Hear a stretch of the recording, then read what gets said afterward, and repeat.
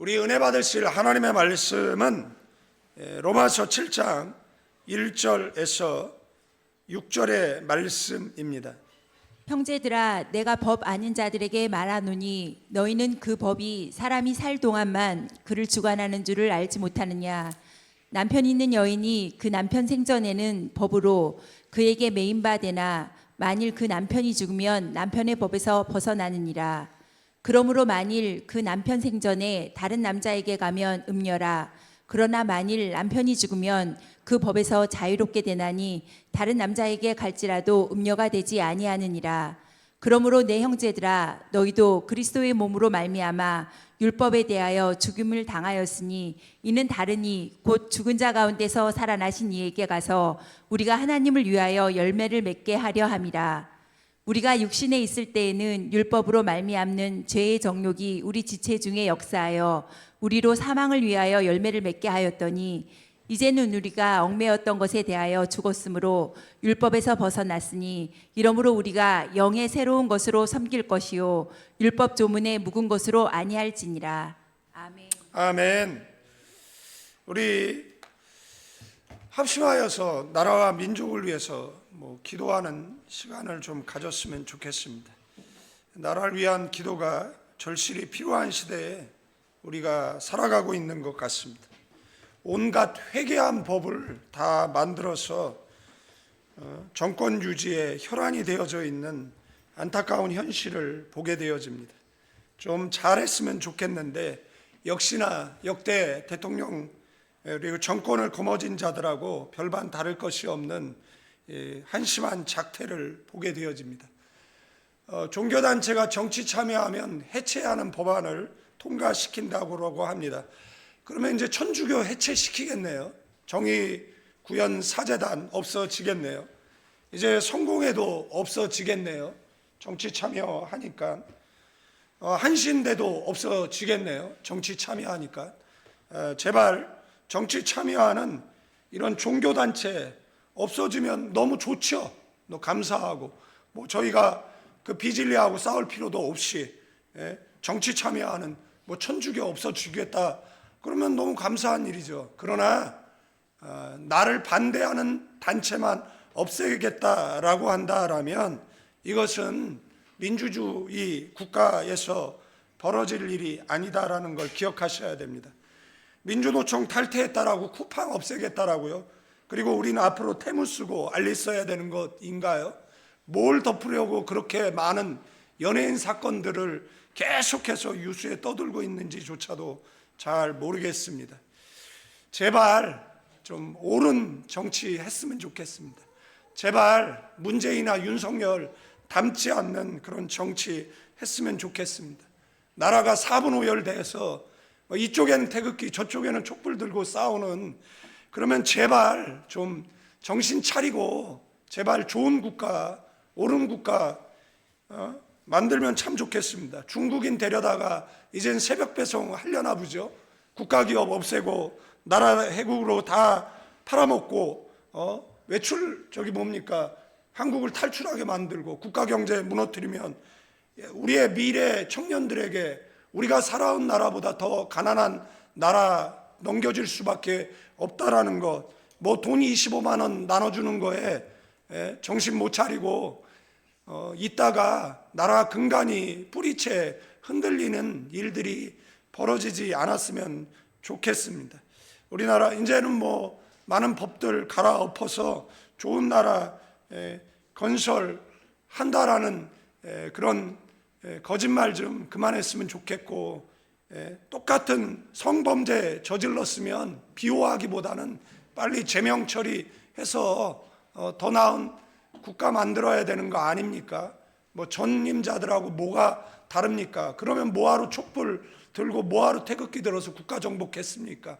뭐하러 대통령 탄핵하고 그보다 못한 정치를 할 거면 말하고 싶은 거는 많지만 교회에서 정치 이야기하면 교회도 없앤다라고 하니까 교회 없어질까 봐 겁나서 못하겠습니다. 그래서 여기까지만 하고 우리 나라를 위해서 우리 기도하도록 하겠습니다. 우리 주여 삼창하시고 합심하여 조국 대한민국을 위하여 기도합니다. 주여 주여 주여 하신 하나님 은혜를 생각할 때 무엇으로 감사를 드리리까? 주님의 은혜와 사랑 가운데 믿음의 사람들 하나님의 거룩한 제단으로 인도하여 주시고 하나님 앞에 예배하며 기도하며 부르짖을 수 있는 하나님 은혜 베풀어 주심에 감사를 드리나이다. 주님 은혜를 베풀어 주시옵소서. 주님의 역사가 우리 민족 가운데 일어나는 귀하고 복된 은혜가 있을 수 있도록 주님 도와 주시옵소서. 주님의 은혜가 우리 민족 가운데 일어나는 귀하고 복된 은혜가 있을 수 있도록 주님 은혜를 베풀어 주시옵기만을 원하옵나이다. 남북이 분단되어져서 아버지 안에 대치 중에 있습니다. 언제 평화 통일이 올지 아버지 하나 알지 못하는 현실 앞에 주의 은혜를 간구합니다. 아버지 하나님 도우시옵소서. 긍휼을 베풀어 주시옵기만을 원하옵나이다. 오 주님 은혜를 베풀어 주시옵소서. 주여 은혜를 베풀어 주시옵소서. 거룩하시고 은혜가 풍성하신 하나님 믿음의 사람들 하나님의 거룩한 제단으로 불러주셔서 예배할 수 있는 은혜 주셨습니다. 아버지 하나님 이 시간 온 교우가 나라 민족을 위하여서 기도합니다. 제발 후진 정치에서 벗어나서 더 나은 미래를 향해 성장할 수 있는 아버지 하나님의 조국 대한민국 되어지게 하옵소서. 하루속히 북한의 공산주의 주체 사상 무너지게 하시고 동방의 예루살렘이었던 평양이 회복되어지게 하시고 남아있는 선전교회 봉수교회 7곳교회가 아닌 참된 진리를 전하고 사수하는 교회들이 세워질 수 있도록 그래 남북 교회가 하나 되어 세계 선교의 주체 국가로 사용되어지는 아버지 하나님 조국 대한민국 되어지게 하여 주시옵기만을 원합나이다. 남을 향해 욕하고 정권 무너뜨리게 혈안되었지만 자신들 또한 아버지 하나의 욕먹을 아버지 하나의 정치 행태를 보이는 현실 앞에 아버지 하나님 연약한 백성이 할 수 있는 것은 존경받는 대통령, 존경받는 국회의원 그리고 아버지 하나님의 대화를 통한 상생으로 나아가는 여야 되어지기를 하나님 바라고 원하옵나이다. 아버지 하나님 이 시간에 각자의 정체 성향이 다르더라도 옳고 그름을 분별할 수 있는 줄로 믿사오니 아버지 하나님 옳은 아버지 하나님 방향으로 나라가 성장해 나아갈 수 있도록 주님 은혜 베풀어 주옵소서. 국가의 경쟁력은 하나님 나라 확장에 아버지 하나님 필요한 원하의 가치가 높아져야 힘있게 선교할 수 있고 아버지 하나님 국가가 아버지 하나님 제대로 성장 발전하고 야만 아버지 하나님 대한민국 선교사들이 아버지 하나님 각국의 안전이 보장되어지고 힘있게 선교할 수 있음을 우리는 압니다. 후진국에서 와 선진국에 선교한다라 그러면 아버지 하나님 누가 그것을 받아들이겠습니까? 아버지 하나님 한국의 경제력 그리고 이 모든 것들이 성장하고 또 주님 앞에 하나님 나라 확장에 쓰임받는 우리 조국이 되어지게 하옵소서. 오늘도 허락한 말씀 가운데 하나님의 음성 듣게 하시고 진리를 깨달아 신비에 새기는 이 시간이 되게 하여 주옵소서. 감사드리며 우리 주 예수 그리스도 이름 받들어 기도드리옵나이다. 지금 달러에 뭐 1,400 얼마 정도 되죠.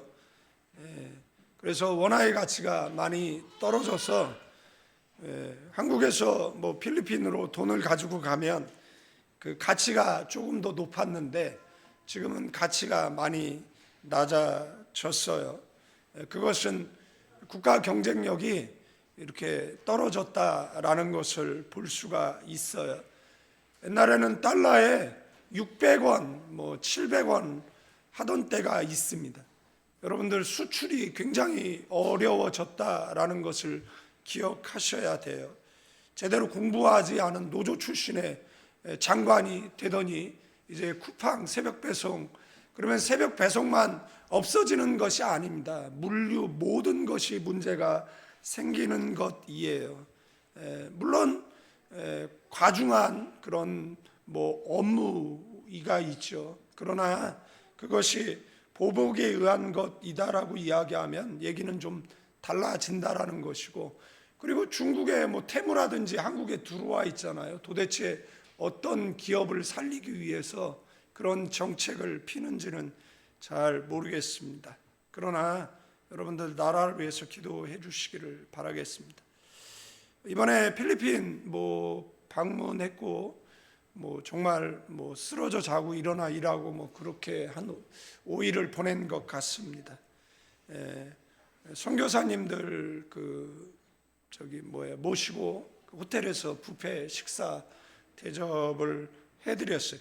제 소원이 뭐냐면 뭐 선교사님들 한 3박 4일 제가 조현목 목사가 세미나 한다라고 초청해가지고, 그 다음에 이제 제가 뭘 세미나를 하겠습니까? 목사님들 다 배우신 분들인데 그냥 3박 4일 동안 편하게 호텔에서 푹 쉬시다가 그 다음에 선교지에 돌아가서 열심히 일을 하세요. 갈 때 제가 또 금일봉 이렇게 드리고, 그러면 얼마나 좋을까.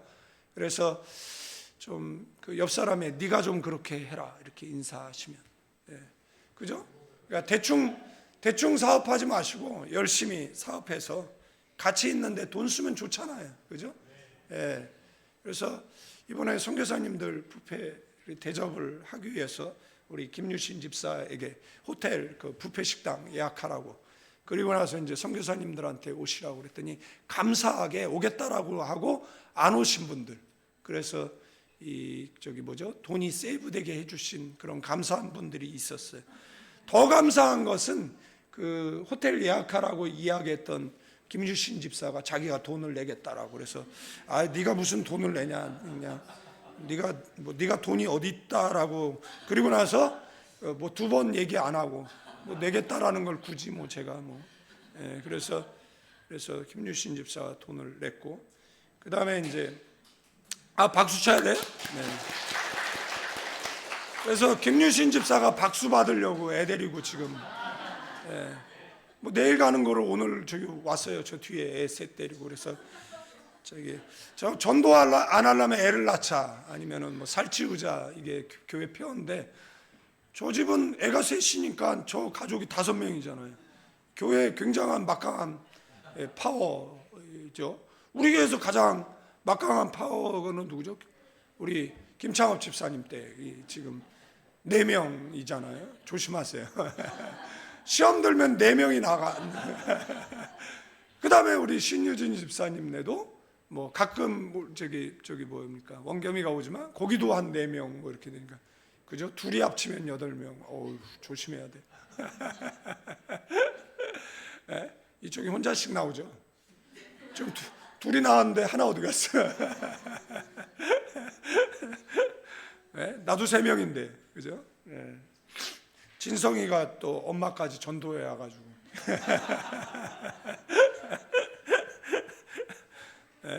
그렇습니다.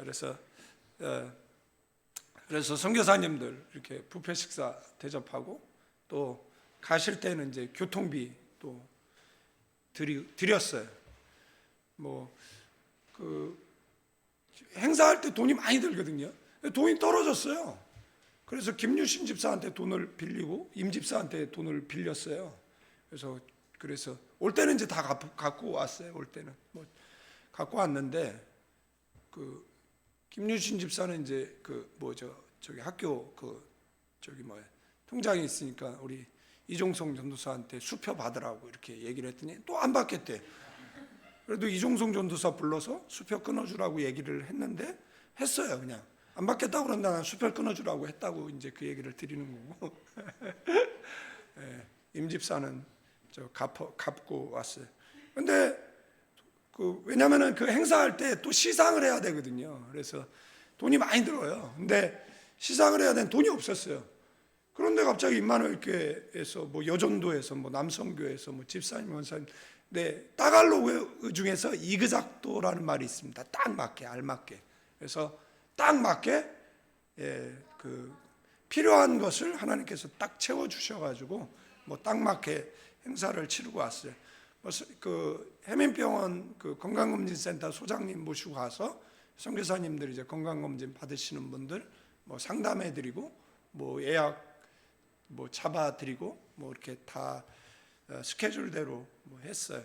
처음에 갈 때는 뭐 소장님한테 필리핀 처음 가신다 그래가지고 뭐 관광 좀 했으면 좋겠다고. 네, 그런데 제가 바빠가지고 아무것도 못했어요. 아무것도.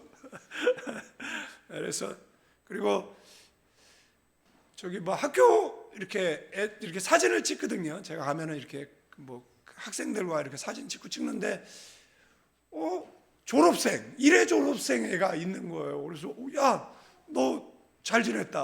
야, 어떻게 지내냐 그랬더니 지금 뭐 하냐 그랬더니 소방관, 마닐라 소방관이래요. 그래서 후배들 경기하는 거 보러 이제 온 거예요. 그래서 이제 같이 식사하고 그다음에 이제 전도할 셈 치고, 야, 너 그러면은 마닐라 살면은 이제 교회는 어디 다냐 그랬더니 따이따이 임마누엘 교회를 다니고 있더라고요. 그리고 저기 마닐라 임마누엘 교회를 전도하려고 그랬더니 따이따이 임마누엘 교회 다니고 있으니까 전도할 필요가 없죠. 근데 김정훈 목사님 모셨길래 아니 그랬더니 맞아요 목사님, 우리 교회 나와요. 그러면서 목사님 교회 한번 오세요. 그래서 제가 주일 한국 나오고 이제 따이따이 시간이 없으니까 주일을 갈 수가 없잖아요. 간 적이 없는데 따이따이 임마누엘 교회 1회 졸업생들이 많이 나오고 있다고. 그 아이들이 뭐 찬양 인도하고 그 아이들이 교사 되고 뭐 이제 막 이러는 거예요. 그러니까 열매잖아요. 그러니까 너무 행복하고 너무 감사하고. 그래서 저희가 체육관이 없어서 이제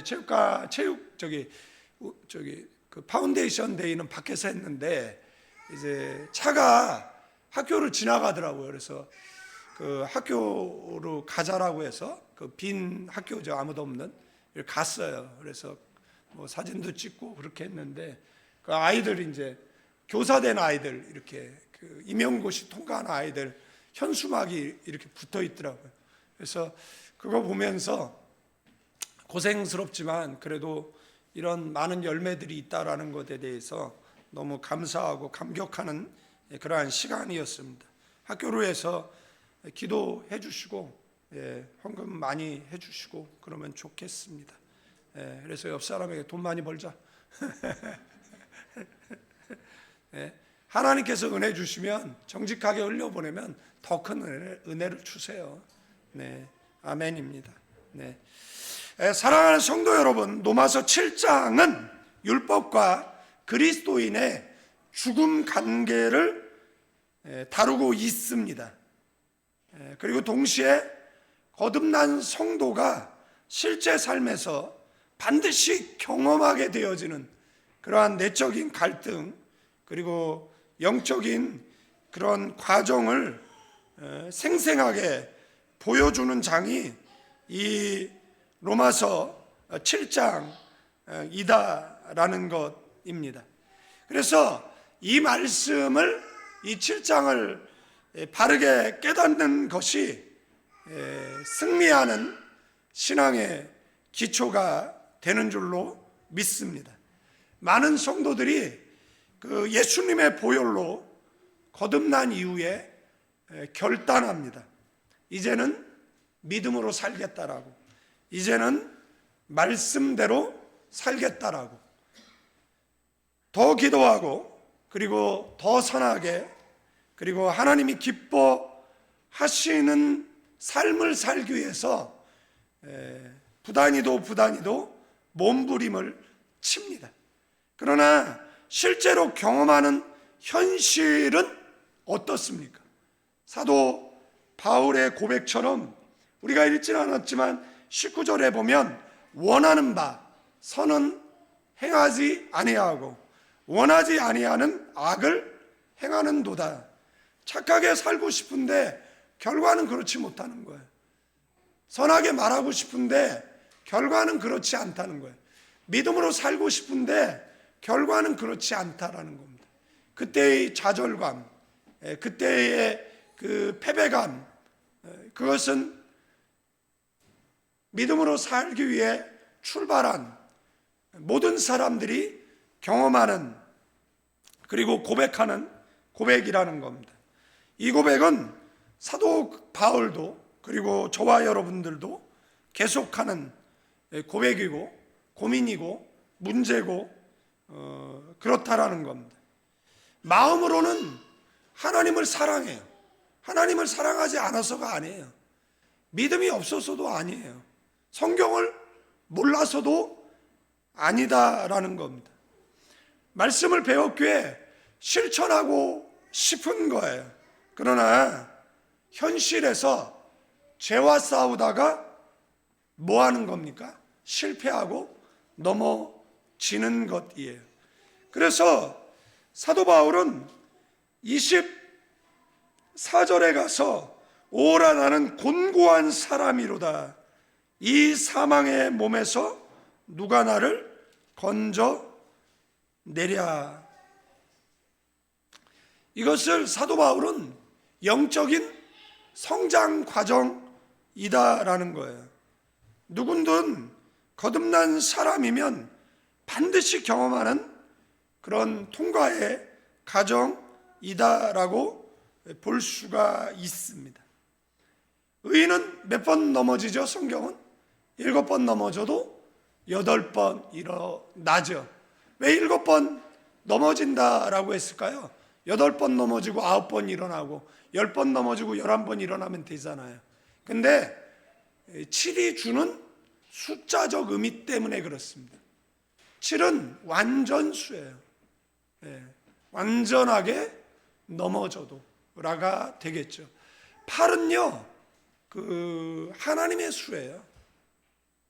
구원의 수이기도 하다라는 겁니다. 그래서 성경에는 그 숫자들이 의미를 가지고 있습니다. 뭐 각 지파에서 12,000 나오잖아요. 요한계시록에 보면. 그것은 3수와 4수를 곱하면 12라는 숫자가 나오죠. 그것을 둘을 더하면 24라는 숫자가 만들어지고요. 그래서 성경에 3수 많이 나오죠. 성부, 성자, 성령의 수죠. 하나님의 수죠. 그 다음에 4수는 동서남북의 수이죠. 그리고 십자가의 수, 구원의 수라고도 이야기를 합니다. 그래서 12라는 수가 나오죠. 뭐 12 제자, 12지파 이런 숫자들이 나오고, 그리고 거기에 천수를 더하면 천수는 그 수를 헤아릴 수 없이 많은 수입니다. 그래서 각 지파에서 12,000 해서 14만 4천이 구원을 얻죠.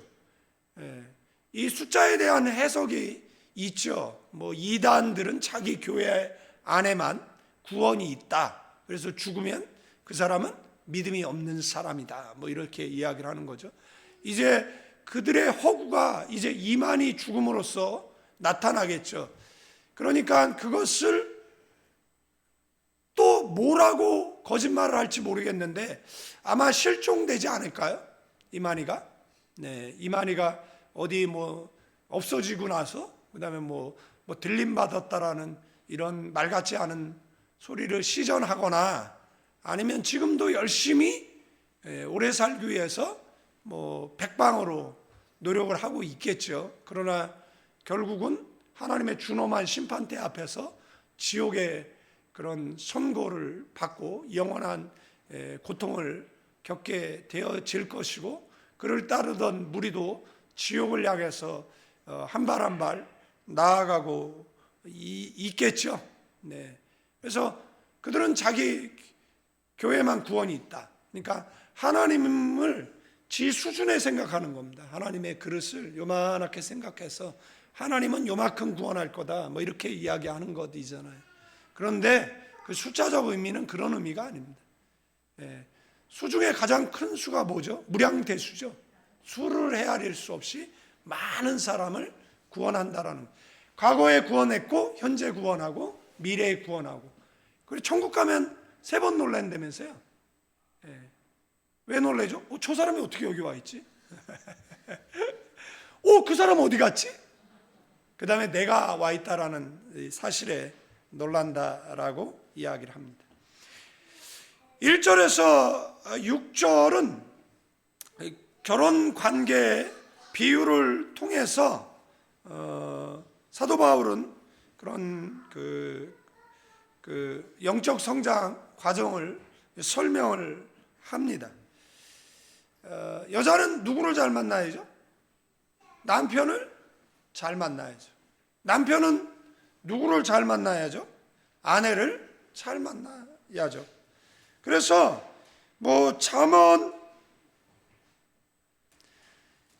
보면, 잠언은 뭐 30장 31장을 보면 30장의 아굴이 누구인지, 31장의 누무엘이 누구인지 몰라요. 왜냐하면 이스라엘 역사 속에 누무엘 왕이 없었거든요.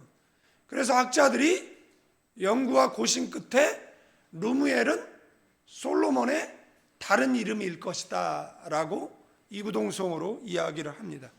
근데 그 솔로몬에게 몇 가지를 부탁해요. 누가? 어머니가. 그 중에 하나가 뭐냐면 아내를 잘 얻으라는 이야기를 합니다. 그런데 솔로몬에게는 몇 명의 아내가 있어요? 이미 1000명의 아내가 있어요. 그래서 솔로몬을 우상에 물들게 한 것이잖아요. 그래서 어떤 사람들은 솔로몬 지옥 같다라고 얘기를 해요. 솔로몬 지옥 같다라고 이야기하는 학자들도 있어요. 왜냐하면 어디를 찾아봐도 솔로몬이 회개했다라는 말을 찾아볼 수가 없는 거예요. 물론 전도서에서 그것을 찾을 수 있지만 이것을 어떤 사람들은 그러니까 솔로몬의 회개록이 전도서입니다. 그러니까 뭐 솔로몬이 지옥 갔다라고 주장하는 학자들의 의견에 반대하지만 성경 내용 열왕기상하를 보면 솔로몬이 지옥 갔을 것처럼 보인다. 왜냐하면 회개하지 않고 죽었다라는 기록만 나오기 때문에 그런 이야기가 나오고 있는 것이죠. 여자가 남편을 잘 만나야 하죠. 이것은 가볍게 웃고 넘길 농담 같은 표현 같지만 생각하면 굉장히 깊은 의미가 담겨 있어요. 사실 여자의 인생은 어떤 남자를 만나느냐에 따라서 완전히 달라지기 때문에 그렇습니다. 같은 능력과 같은 성품을 가진 사람이라고 해도 누구와 동행하느냐에 따라서 인생의 방향도 달라지고 속도도 달라지고 결과도 달라집니다. 여러분들 불신자 많이 만나면 많이 전도될 것 같죠? 많이 전도당합니다. 불신자를 많이 전도하기 위해서는 뭐가 있어야 되냐면 탁월한 영성이 있어야 됩니다. 그런 영성이 없으면 금묵자흙, 금묵자묵이에요. 먹이 옷에 묻고 먹을 가까이 하면 가죽 공장 가면 가죽 냄새 배는 거예요. 예수 안 믿는 사람들 많이 만나가지고 그들을 주께로 인도하겠다? 그런데 내가 그들에게 퍼줄 영적인 자산이 없는데 여러분들 옛날에 어른들이 애들 데리고 장례식장 못 가게 했어요. 그리고 산모가 장례식장 안 가잖아요. 못 가게 했잖아요.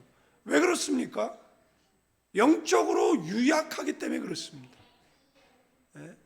그래서 귀신 역사 많은 곳에 가면 무슨 일이 벌어져요? 영적인 오염이 벌어지는 거예요. 그래서 우리도 옛날에 그 장례식장 갔다 오면 뭐 했습니까? 기도했어요. 우리 옛날 어른들 밖에 나갔다 들어오면 뭐 했습니까? 귀 씻었어요. 그잖아요. 그죠? 어머니 뭐라고 추임새들이 옆에서 하지 마. 그냥 내버려 두셔요. 재밌구만. 그러잖아요. 귀 씻었어요. 오늘 뭐 잘못된 거 들었을까 봐. 이스라엘 사람 뭐 했습니까? 말씀에 입 맞추고 나가가지고 돌아오면서 말씀에 입 맞췄잖아요. 그러니까 저도 마찬가지입니다. 제가 뭐 전도사 때 뭐 친구들이 다 예수 안 믿고 뭐 이런 애들이잖아요. 만날 때 뭐 만나면은 걔네를 주께로 인도합니까? 아니요. 동화돼요.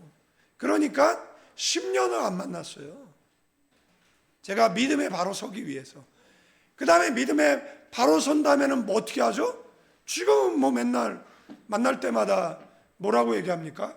교회 가라고 그러고 예수 믿으라고 그러고, 그 중에 집사 있으면 너는 지금까지 얘네 전도들 안 하고 뭐 했냐고 그러고, 예? 바라고, 얘는 예수 믿어가지고 그냥 잘 살고 있는데 너는 예수 안 믿어가 뭐냐라고 얘기하고. 그래가지고 얘네가 저 때문에 계속 정죄받고 죄책감 드니까 머리 긁으면서 아예 나가보도록 노력할게 라고 얘기는 해. 예, 근데 교회가 뭐 낯설고 힘들고 뭐 그렇다라고 해. 그래도 뭐 우리 딸은 다녀, 뭐 우리 아들은 다녀, 뭐 그러면 걔가 얼마나 네 저기 예수 믿으라고 기도하겠냐. 그러니까 나가라고 얘기를 하겠죠. 그러니까 여러분들이 영적으로 안 쓰면 전도? 아이고 전도 당하지나 말아라. 지금 없는 사람들은 다 전도당해서 안 나오는 거잖아요. 전도하러 갔다가 전도당했어. 그러니까 전도는 나중에 알아서 나중에 하시고, 지금은 뭐예요? 지금은 내가 나를 영적으로 세우는 거예요. 또 이따가 전도 나가라 그러면 또 얘기할 거예요. 아 목사님 제가 아직 영적으로 안 서서 못 나갑니다. 제가 오히려 그 사람 따라 전도당할 수. 그냥 그거는 전도라고 얘기해보다 뭐 나눠주는 거잖아요. 그러니까 그건 어려운 거 아니니까 이따가 정권사님 마치고 장년들은 전도 마치고 청년들은 모여서 바이블 스터디 해야 되고, 그죠? 다음 주는 이제 선교회 모임 가져야 됩니다. 그래서 올해를 결산하고 이제 내년도도 계획을 세우고 그 다음에 하면 좋을 것 같아요. 네, 그렇게 해주시면 될 것 같습니다. 그래서 사랑한다라고 말하는 것보다 더 중요한 건 뭐죠? 그 사랑이 어떤 가치를 가지고 살아가는가, 어떤 삶의 방향을 가지고 있는가, 그게 더 중요하다라는 겁니다. 애들도 내버려둬. 애들이 뛰어다니지 그러면. 괜찮아요. 머리도 바꾸고 그래야죠. 유리만 안 깨지면 되는 거지 뭐. 머리 받으면 다시는 저기 유리벽에 갖다 들이 안 받아요.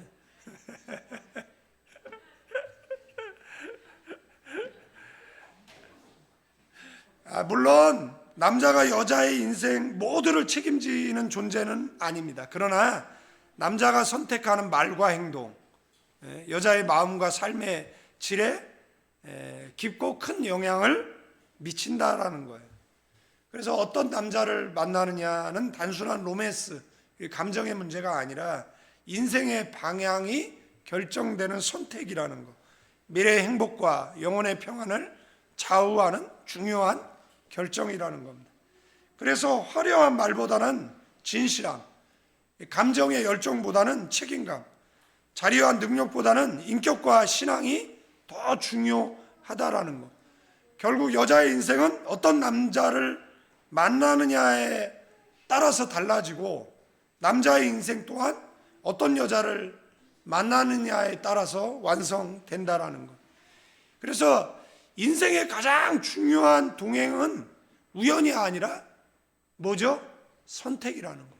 그리고 그 선택에는 책임이 따른다라는 거예요.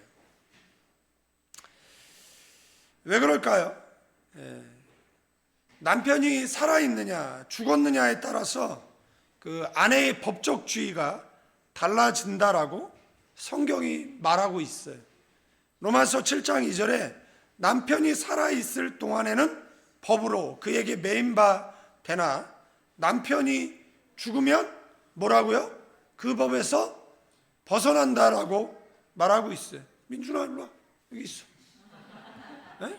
일로 와. 너도 여기서 설교해라. 일로 와. 너 여기 한 번 오면 이제 목사 돼야 돼. 그잖아. 너네 집에 새도 있는데 하나는 목사 돼야 되지 않냐? 그러니까 네가 서운하는 마음으로 여기 진짜 오네. 그래. 너 이제 목사할 거야? 목사할 거야?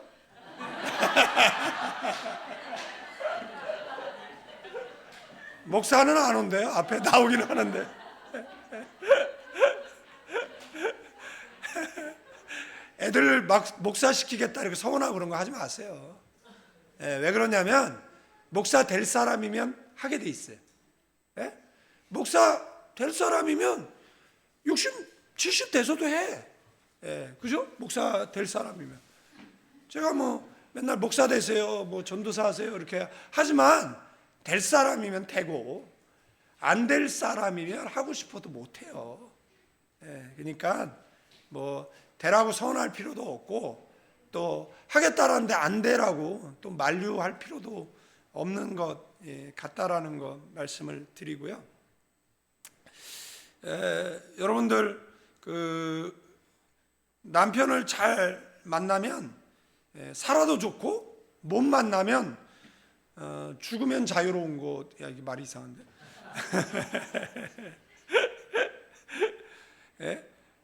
여러분들 자매 결혼한 미혼자들은 좋은 남편 만나게 해달라고 기도하셔야 됩니다. 좋은 남편, 좋은 남편 만나게 해달라고 기도를 하셔야 되고, 남편이 누구냐에 따라서 집안 분위기가 결정되잖아요.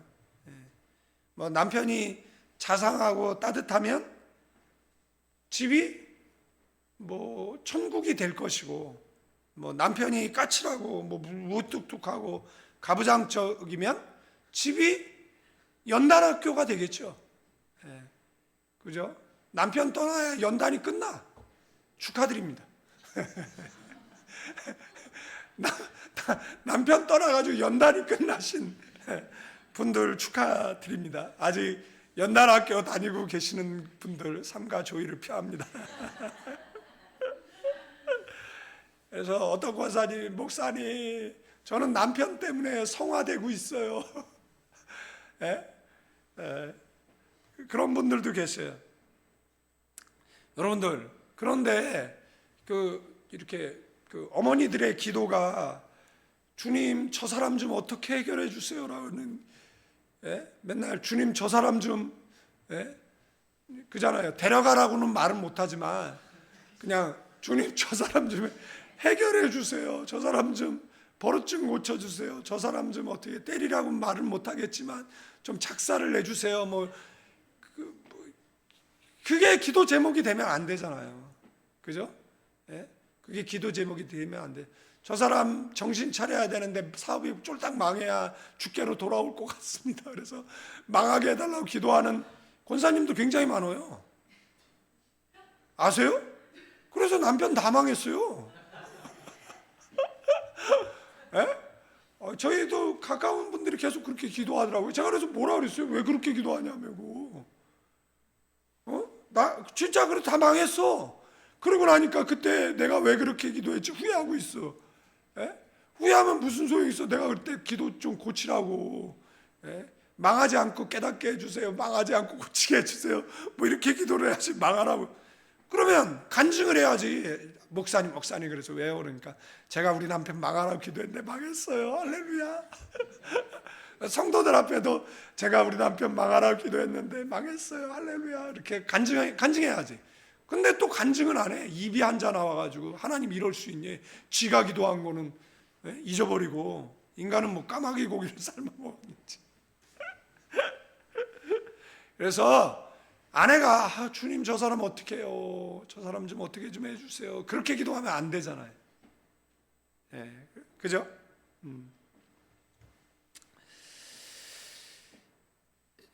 아내의 기도 제목이 남편을 바꿔주세요가 아니라 남편을 지켜주세요여야 되잖아요.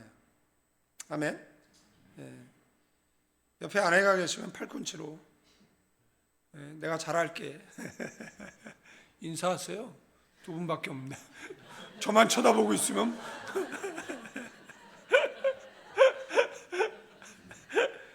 잘하세요. 아직까지 정신 못 차리고 그냥 부인한테 큰 소리 치고. 예? 저희 필리핀에 목회할 때 가부장적인 사람들이 있었거든요. 뭐 지금까지 가부장적. 우리 교회 최고 가부장이 누군지 아세요? 김유신이에요. 예? 지금 웬만한 사람은 다 꼬리 내렸어요. 예? 보니까 저 사람이 제가 가장 가부장적인 사람이에요. 저 김유신 집사가. 그래서 아직까지 무슨 젊은데 유교 사회를 살고 있어요. 저분은. 예? 그러니까 우리 조카를 얼마 괴롭히겠어요. 여기까지만 해야지. 더 이야기하면은 또 저기 뭐야. 예? 그죠? 근데 이 가부장적인 그 아버지들로 인해서 고통당하는 가정들이 굉장히 많았습니다. 일제치하를 겪고 6.25 동란을 겪으면서 보릿고개 겪을 때 우리나라의 공자가 아직 살아있을 때, 그죠? 한국의 공자가 죽어야 되잖아요. 기독교가 들어와서 여권이 신장되어지면서 이제 그 가부장적인 그런 가정들이 많이 이제 유화가 되어졌지만, 그런데 그런 가부장적인 그 아버지에 의해서 뭐 가정폭력, 언어폭력에 시달린 가정들, 그 상처들이 뭐 정말 많습니다. 그래서 이제 교회라도 다니면 교회에서 이제 아버지 학교, 어머니 학교를 하잖아요. 그래서 내가 인생을 잘못 살았구나, 내가 자녀들에게 잘못했구나, 내가 아내에게 잘못했구나, 내가 남편에게 잘못했구나라고 해서 아버지 학교, 어머니 학교를 통해서 이렇게 화해시키는. 그러나 교회를 안 다니면 그런 것들을 접할 기회가 없는 거예요. 전에 말씀드렸잖아요. 그 사회 프로그램인데 이제 그 아들이 이제 술만 먹으면 그 아버지 집을 찾아가가지고 아버지를 두들겨 패는 거예요. 이 아들은 그 아버지의 매를 못 이겨서 청소년 때 가출을 한 거예요. 가출해서 할 수 있는 게 뭡니까? 도둑질하고 그러다가 이렇게 폭력 조직에 들어가고, 그리고 이제 건달이 되고, 그리고 자신이 가정을 이루었는데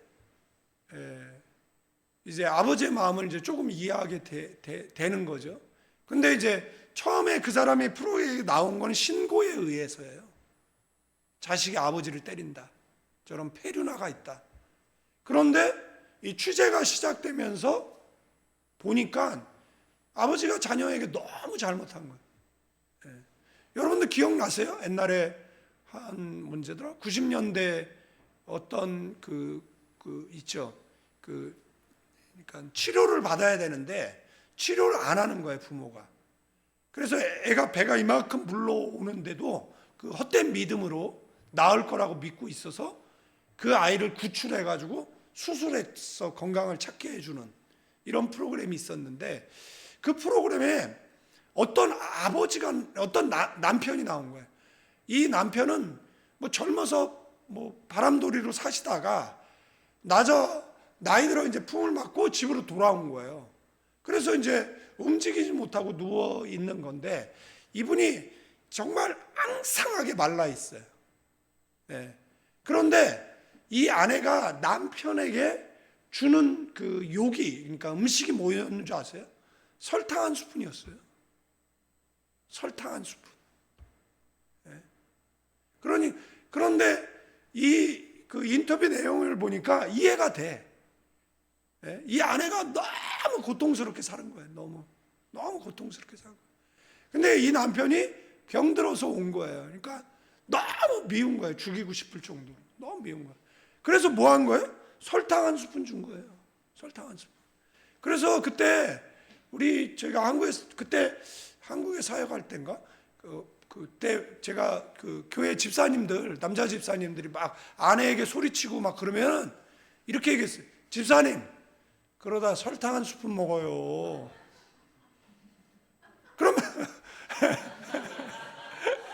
그러면 그게 무슨 말뜻인지 이해를 해. 무슨 말뜻인지. 그죠? 조심하세요. 설탕 한 스푼 먹는 수가 있어요. 그러니까 설탕 한 스푼 안 먹으려면 뭐 해야 돼요? 권위를 좀 내려놓고, 아내를, 그럼 목사님이나 그렇게 하세요. 그냥 우리가 서로 그렇게 하자 이런 이야기지 뭘. 여러분들, 바울이 결혼 비유를 사용한 이유는 단순히 남편 아내의 관계를 말하려는 것이 아니에요. 누가 인생의 주인이야가 인생을 완전히 바꾼다는 것을 보여주기 위해서입니다. 옛 남편은 뭐죠? 율법. 율법은 정죄하고, 그 다음에 그 율법은 내게 두려움과 내게 죄책감을 주잖아요. 그런데 새 남편은 누구죠? 예수 그리스도죠. 예수 그리스도는 나를 은혜로, 사람들이 너를 향해 다 손가락질해도 나는 너를 사랑한다라고 이야기하고, 회개한 죄는 동이서에 먼 것처럼 내가 전에 이런 잘못을 했잖아 그러면 언제? 나는 기억을 못하겠는데 그런 잘못을 했었어? 나도 기억 못하는 거 너도 기억 안 했으면 좋겠다라고. 우리의 죄를 저 필리핀 가장 깊은 바다에 수장시켜서 물에 그 부력, 그 떠오르는 죄가 떠오르는 부력이 있지만 그 물의 압력에 의해서 죄가 영원히 떠오를 수 없는 거잖아요. 그래서 그 예수 안에는 뭐가 있습니까? 자유가 있고, 자유가 주어진 사람의 그 삶에는 뭐가 맺는다? 열매가 맺는 거죠. 말씀드렸잖아요. 학교가 지금 올해 이제 10주년인데 파운데이션 데이를 9번째 하는 거예요. 그런데 얼마나 고난이 많았겠습니까? 15년, 뭐 땅 사는데 한 2년, 그 다음에 건축하는데 2년, 뭐 허가 받고 뭐 이제 학교 운영하는데 이제 10년 뭐 이렇게 운영을 했잖아요. 그런데 이제 그 아이들 가운데 열매들이 있잖아요. 그 아이들 가운데 열매들, 그 아이들 이 간증들이 있고 스토리가 있잖아요. 그때 이제 통역했던 친구가 금요일날 와서 그 우리 금요철야 인도한 거잖아요. 저 없는 동안. 그러니까 그런 열매들이 있잖아요. 목회자도 많이 나왔고 선교사도 많이 나왔고, 그게 교회의 열매잖아요. 우리 교회도 마찬가지고. 여러분들 또 전도한 사람이 뭐 집사도 되고, 처음에 우리 허장로님을 교회로 인도한 사람이 박대웅 사장이거든요. 그런데 박대웅 사장은 교회를 안 다녀요. 그런데 그 인도한 분이 우리 교회 장로님이 되셨잖아요. 많은 사람을 옳은 대로 인도하면 하늘의 별과 같이 빛날 것이잖아요. 저희 어머니를 주께로 인도했던 금호제일 감리교회 권사님, 제가 늘 선물 매년 선물 사다 드렸었거든요. 저희 누님도 그렇고, 저희가 이제 한국 오면 금호제일 감리교회 가서 예배드리고 그랬던. 왜 그렇습니까? 우리 어머니를 인도해 주신 분, 영혼을 구원해 주신. 그러니까 우리는 각자 이렇게 가만히 생각을 더듬어 보면 있잖아요. 내가 그래도 열매 맺게 한 사람들, 내가 주께로 인도한 사람들 있잖아요. 우리 조한나는 학생 때 왔는데 지금 뭐 여전히 학생이야. 아이팟 멤버들이 뭐 1월 달인가 2월 달에 뭐 10명 뭐 비자 신청해서 한국 온다고 그래서 그래 와라 그러고 왔는데, 이제 온다고 그러더라고요. 온다고 그러니까 뭐 감사한 거죠. 걔네들이 그래도 믿음 지키고 있는, 뭐 성정체성을 잃어버렸다가 성정체성을 찾은 애도 있고, 성정체성을 찾았다가 성정체성을 잃어버린 애도 있어요. 그러나 찾았던 잃어버렸던 우리는 동일하게 사랑하죠. 그리고 동일하게 아직 그가 이 땅에 있는 한 계속해서 뭐 하는 거죠? 기도하는 거죠. 왜죠? 그 사람이 우리의 열매이기 때문에 그렇습니다. 아멘. 그래서 남편 잘 만나듯이 우리가 예수님 만나면 우리의 인생이 달라져요. 아멘. 그분과 연합하는 순간 인생의 방향도 열매도 반응도 바뀌는 줄로 믿습니다. 바울은 또 1절에서 율법이 사람의 살 동안만 그를 주관한다. 말씀드렸던 것처럼 남편이 살아있는 동안 아내는 그 남편에게 법적으로 매여 있어요. 그런데 남편이 살아있는 동안에 다른 남자에게 가면 성경은 그 여인을 음부라고, 음란한 여자라고 말하는 거잖아요. 그러나 남편이 죽으면 법적 관계가 완전히 끝나요. 다른 남자에게 가도 더 이상 음란한 여자가 아니에요. 법이 더 이상 효력을 행사할 수 없기 때문에 그렇습니다. 바울은 이 비유를 통해서 율법은 살아있는 사람에게만 권한이 있다라는 거예요. 그 율법은 우리를 정죄하고 묻고 두려움 속에 살게 한다라는 거예요. 율법은 선하고 의롭지만 죄를 가진 인간에게 율법은 구원할 능력이 없다라는 거예요. 정죄할 힘만 있다라는 거예요. 그래서 율법 아래에 있는 사람은 늘 죄책감, 절망, 실패감 속에 갇혀 살아간다라는 거예요. 여러분들, 제가 어렸을 때 저희 어머니가 을지로에서 식당을 하셨어요. 저희는 이제 상황심리에 살았고요. 그래서 그 누나하고 이제 엄마 가게 갈 차비만 있었어요. 그래서 누나랑 버스를 타고 이제 엄마한테 전화를 안 하고 이제 갔어요. 그런데 뭐 손님이 많고 이제 많으니까 왜 왔냐고 이제 꾸지람만 들었어요. 그리고 빨리 가라고 우리 차비를 이제 집에 갈 차비를 받아서, 그런데 이제 거기서 명동이 가까운 거예요. 이게 79년도인가 80년도 얘기예요. 제가 이제 10살 때인가 뭐 이렇게 되겠죠. 그래서 이제 거기에서 을지로 3가였는데 명동까지 걸어가는 겁니다. 그러면 옛날에 명동, 그 명동성당 지나면 이제 거기 미도파 백화점이 있었어요. 그래서 미도파 백화점에서 이제 육교가 있었어요. 육교를 건너면 이제 코스모스 백화점이 있고, 코스모스 백화점 옆에 이제 롯데 백화점이 있는 거예요. 이 이야기를 아는 사람들은 이제 굉장히 나이가 연식이 오래된 그런 분들이에요. 기억나시죠? 미도파 백화점, 코스모스 백화점, 롯데 백화점. 근데 그 코스모스 백화점 옆에 한진 빌딩이라는 게 있었어요. 그러니까 미도파 백화점에서 육교를 이제 건너는데 육교에 동냥하는 사람이 있는 거예요. 근데 동냥하는 사람을 저희 동네에서 볼 수가 없었어요. 뭐 시내에서나 보지 그렇게 동냥해서 이렇게 저기 잘 못 봐요. 그런데 너무 안 된 거예요. 그래서 모르고 차비를 적선했어요. 그런데 누나가 이렇게 육교를 내려가려다가, 그 누나가 이제 보배 엄마인데 내려가려다가 어디에 이제 시선이 고정돼 있는 거예요. 그래서 제가 누나 뭐 봐? 그랬더니 야, 현모가. 그래서 왜? 그러니까 저기 이상한 문이 있는데 그게 이제 회전문이에요. 회전문. 그 회전문을 처음 본 거예요. 79년도에 태어나서. 근데 그 회전문에 문이 돌아가고 사람이 들어가고 나오고 들어가고 나오고 그러는 거예요. 그래서 한참을 관망하다가 가보자 이제 누나 그런 거예요. 그러면 이제 또 이제 가본 거죠. 근데 그때는 겁이 많잖아요. 그래서 이제 회전문 앞에 누나랑 섰는데 문이 안 움직이는 거예요. 이게 왜 안 움직이지? 이게 왜 안 움직이지? 있는데 어떤 분이 나오려고 문을 밀었어. 그런데 이제 저희가한테 걸린 거예요. 이렇게 저희가 턱 걸리니까 옆에 있는 문으로 나가고 저희는 안에 갇혀버린 거예요. 예? 그런데 보니까 경비 아저씨가 모자 쓰고, 옛날엔 경찰 같았잖아요. 막 멀리서 손짓하는 거예요. 막 이렇게 들어오라고. 막 들어가 손짓하는데 무서운 거예요.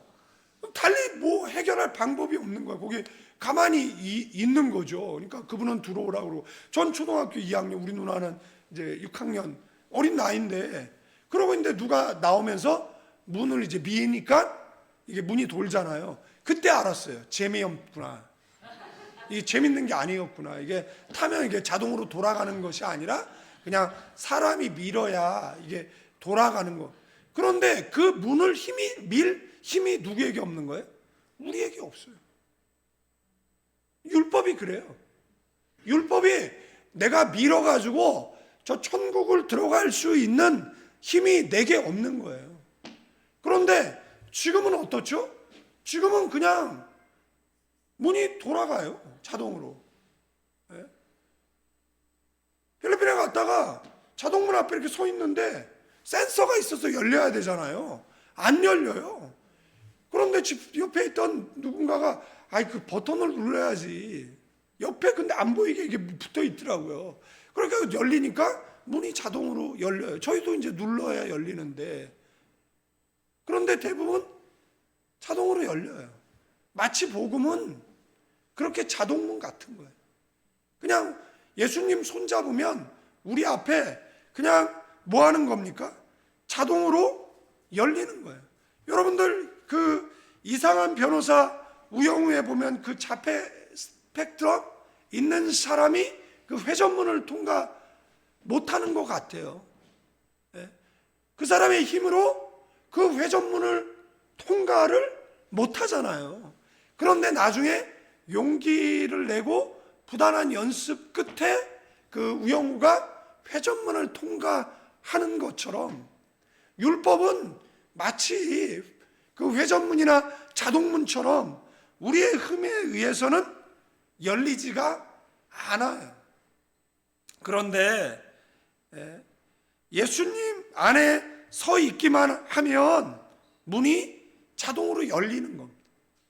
수고하고 무거운 잠진 자들아 다 내게로 오라. 그래서 율법은 밀어야 열리는 그런 어떤 문이라고 생각한다라면 복음은 가까이 있기만 해도 자동으로 열리는 문이라는 거예요. 신앙은 힘으로 여는 문이 아니라 은혜가 열어주는 문인 줄로 믿습니다. 우리가 밀 힘은 없지만 저희는 밀 힘이 없었어요. 어떻게 열어야 되는지도 몰랐어요. 어떤 아저씨가 나오면서 우리는 그 힘에 의해서 다시 밖으로 나올 수 있었고 그 경비 아저씨한테 붙잡혀가지고 잘못됐다라는 이야기를 안 할 수 있게 되어진 거예요. 물론 차비가 없어서 돌아올 때 1시간 반 정도를 누나 손잡고 걸어오긴 했지만 그래도 그때의 추억이 다른 기억들은 잘 안 나는데 그 기억은 나. 그 기억은 나. 그리고 옛날에는 통행금지가 있었는데 언제 없었어요? 성탄절에 없었어요. 성탄절에 통행금지가 없으니까 다 어디 갔습니까? 다 명동 갔어요. 다. 그러니까 누나 따라서 이제 명동을 가는 거예요. 우리 누나는 얼마나 저를 띄워놓고 싶겠습니까? 데이트도 하고 싶고 영화도 보고 싶고 그러잖아요. 그래서 저는 어린 나이에 누나가 성인 영화 보러 가는데 어쩔 수 없이 딸려갔어요. 겨울여자인가 뭐 이런 거일 거예요. 어쩔 수 없이 갔어요. 대한극장에서 하는데 그 학교 선생님들이 그냥 학생인 것 같으면 애들은 지레 겁먹고 도망가고 막 잡아내고 그런데 뭐 저는 키가 작으니까 뭐 누나 따라 이제 들어가는 거죠. 뭐 야한 장면 나오면 눈을 가리는데 다 들려. 그런 추억들이 있잖아요. 그런데 이런 파편적 기억들이 있지만 그 기억들 속에 그 기억이 이렇게 남아 있는 거예요. 4절 5절 말씀을 보면 바울은 이렇게 선언합니다. 너희도 그리스도의 몸으로 말미암아 율법에 대하여 죽임을 당했다. 우리가 실제로 죽은 것이 아니라는 거예요. 처음에는 남편이 죽은 걸 이야기하는데 지금은 내가 죽은 걸 이야기하는 겁니다. 예수님의 죽음이 누구의 죽음이라고요? 우리의 죽음이라는 거예요. 그래서 율법은 더 이상 우리를 정죄할 뭐가 없다? 권리가 없다라는 거예요. 그러면서 바울은 죽은 자 가운데서 살아나신 이에게 가서 이 말은 새로운 결혼 관계를 의미한다라는 거예요. 옛 남편 율법에서 벗어나서 새 남편 예수 그리스도와 연합하게 되었다라는 거예요. 그러면 이제 우리는 어떻게 살게 되어지느냐라고 했을 때 열매를 맺는 삶을 산다라는 겁니다. 제가 학교를 하는데 학교에 들어가는 것보다 열매가 없다라는 생각이 들 때가 있어요. 그런데 그럴 때마다 한 영혼이라도 주께로 인도되어지면 천하보다 귀한 영혼이잖아요. 그러니까 얼마가 들어도 한 사람의 크리스찬이 양성됐다라면 그걸로 가치 있는 것이잖아요. 그런데 일회 졸업생 아이들이 지금 따이따의 임마누엘 교회 교사가 되어져 있고 찬양 인도자가 되어져 있고 반주자가 되어져 있고 핵심 멤버가 돼 있다라는 것은, 그리고 그 아이들을 통해서 그 다음에 따이따이 임마누엘 교회가 처음 개척되어진 거거든요. 그러니까 많은 열매잖아요. 그러니까 그것이 임마누엘의 열매고 그것이 우리의 열매고 가나안의 열매인 것이잖아요. 아멘. 여러분들, 우리가 교회를 개척해서 많은 열매를 하나님 앞에 드릴 수는 없지만 그래도 열매가 있다라는 것, 우리는 그 열매를 가지고 하나님 앞에 설 수 있겠죠. 그러나 그 열매를 통해서 우리가 알 수 있는 건 뭐죠? 내가 구원받았다라는 것. 아멘. 그 이야기를 성경이 오늘 우리에게 하고 있는 거예요. 그런데 여러분들, 어떤 도예가가 정성껏 흙으로 그릇을 빚었어요. 모양을 잡았을 때도 촉촉하고 부드러웠어요. 하지만 그 모습 그대로 절대로 그릇이 될 수 없어요. 무엇을 담을 수가 없어요. 흙은 녹아 내릴 것이기 때문에 그렇습니다. 그래서 반드시 가마 그 뜨거운 불 속에 넣어야 돼요. 섭씨 1000도가 넘는 불 속에. 그러면 흙은 갈라지고 뒤틀리고 터들듯이 힘든 시간을 보내야 해요. 그러나 그 과정을 지나고 나면 전혀 다른 모습이 되어져 있습니다. 평범한 흙이 이제는 더 이상 아니에요. 예. 단단한 도자기, 값어치 있는 작품으로 탄생되어지는 것이에요. 가마솥의 고통은 흙을 망가뜨리기 위한 가정이 아니에요. 작품을 만들기 위한 가정이에요. 불 속에 들어가는 시간이 없다라면 그릇은 쉽게 부서지고 연약한 흙일 것이에요. 하지만 뜨거움 속을 통과하면 평생 사용할 수 있는 단단한 도자기가 된다라는 것. 신앙생활도 마찬가지입니다. 평범하고 연약한 상태는 누구나 가질 수 있지만 거룩하고 단단한 믿음과 인격의 그릇은 고난과 연단을 통해 완성된다라는 것. 가마솥 불길은 단순한 시련이 아니라 우리를 정금처럼 단련하시는 하나님의 손길이라는 것. 그 가정에 고통이 있고 두려움이 있고 흔들림은 우리를 파괴하기 위한 것이 아니라는 것. 임마누엘 교회 어려움이 있어요. 그래서 이야기를 했어요. 노력했는데 뭐 정부에 다 교회를 뺏겼어. 어쩔 수 없는 거예요. 다만 우리는 서로 원망하지 않고 최선을 다하면 되는 것인데, 과거의 경험을 미루어 보았을 때 과거에도 고통이 있었고 두려움이 있었고 흔들림이 있었는데 그거로 우리는 파괴되지 않고 우리는 성장했고 우리는 발전했다라는 것. 그래서 하나님께서 더 큰 복을 주시기 위한 시련, 과정, 성숙을 위한 준비라고 말했어요. 그렇기 때문에 두려움을 느낄 때 왜 이 고난을 겪어야 하나요? 라고 묻기 전에 우리가 해야 할 것은, 우리가 생각해야 될 것은, 이 세상에서 가장 아름답고 단단한 그릇은 불 속을 통과한 그릇이라는 사실. 아멘. 고난은 우리를 부서뜨리려는 가정이 아니에요. 그러니까 고난 앞에 원망을 입 밖으로 내지 마시고 뭐 한다고요? 꼴딱 삼키세요. 하나님의 뜻이 있겠지. 위로가 있겠지. 더 큰 응답이 있겠지. 아멘. 이것을 통해 우리가 단단한 사람, 하나님의 작품으로 빚어지는 가정이겠지. 그래서 로마서 5장 3절 4절은 고난이 연단이 소망을 이루는 줄,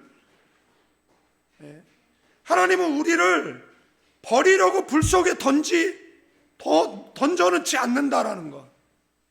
우리를 보배를 담기 위한 그릇으로 만들기 위한 가정이라는 것. 그래서 그 과정을 통과하면 어떤 성도가 되는 거죠? 단단한 성도로 거듭나게 되어져 있는 줄로 믿습니다. 그래서 옛날에 고난 앞에 원망하고 좌절하고 실망했는데 고난을 겪다 보니까 단단해졌어요. 그래서 어떤 문제가 생기면 좋은 일이 있겠구나, 이거 잘 통과하면 하나님께서 칭찬해 주시겠구나, 하나님께서 보상하시겠구나, 이런 생각이 드는 거예요. 그러면 이제 그때 무슨 다짐을 하느냐라면 고난 이까지 것쯤이야. 옆 사람에게 고난 이까지 것쯤. 아멘. 그래서 자, 치아 24개. 저 힘들어요, 저 괴로워요, 저 어려워요, 저 기도에 소용없어요. 믿습니까? 네, 그런 것 같네요. 뭔 생각을 하느냐. 치아 24개. 정리하고 마치겠는데요, 바울은 영의 새로운 것으로 섬길 것이요 의문의 묵은 것으로 아니할지니라. 의문은 뭐죠? 형식적이죠. 형식적인 신앙을 얘기해. 뭐 해야만 하는 신앙이니까, 주일날 나와야 되니까. 여러분들, 설교는 변함없는데 옛날에는 은혜를 받았어요. 그런데 어느 순간서부터 설교도 은혜가 안 돼. 그런데 아세요? 사모하는 영혼을 하나님은 만족시키신다. 저는요, 은혜를 안 받으면 살아갈 수가 없어요. 그래서 하나님 앞에 은혜를 주세요, 은혜를 주세요. 하나님 은혜 없이 살아갈 수 없습니다. 은혜를 주세요. 은혜가 안 될 때가 있죠. 그럼 어떻게 하죠? 남아서라도 은혜를 달라. 길을 가면서도 저는 은혜 없이 살 수 없어요. 돈 없이도 살 수 있는데 은혜가 없으면 살 수가 없어요. 은혜가 없으면 행복하지 않아요. 은혜가 없으면 지겨워요. 은혜가 없으면 원망스럽고, 은혜가 없으면요, 이 인생이 보잘것없어요. 은혜가 없으면 삶의 의미가 없어요. 그런데 은혜가 있으면 하루하루가 즐겁고, 교인 만나면 행복하고, 설교하는 게 즐겁고, 듣는 게 행복하고, 아멘도 할 법한데 안 하는 걸 보니까 빨리 맞춰야 된다라는. 그래서 어떤 사람은 종교적 의무감에 예배하고, 어떤 사람은 사랑하는 주님을 만나기 위해 예배하고, 어떤 사람은 두려움 가득하고, 어떤 사람은 은혜가 넘쳐서 그 은혜에 순종하는 삶을 살고, 이것이 영의 새 것으로 드리는 예배일 것이다라는 겁니다. 정리하면 율법은 우리를 구원하지 못합니다. 단지 죄를 드러내고 정죄할 뿐입니다. 그러나 그리스도의 죽으심으로 우리는 율법에 대해서 죽었습니다. 우리는 부활하신 주님과 연합한 사람. 아멘. 그래서 영의 새 방식으로 하나님을 섬기며 열매 맺는 삶을 살도록 부름받았습니다. 그래서 수동적인 신앙을 내려놓고 억지로 열려고 애쓰지 말고 복음을 받아들이면 우리 앞에 자동으로 열리게 되어져 있습니다.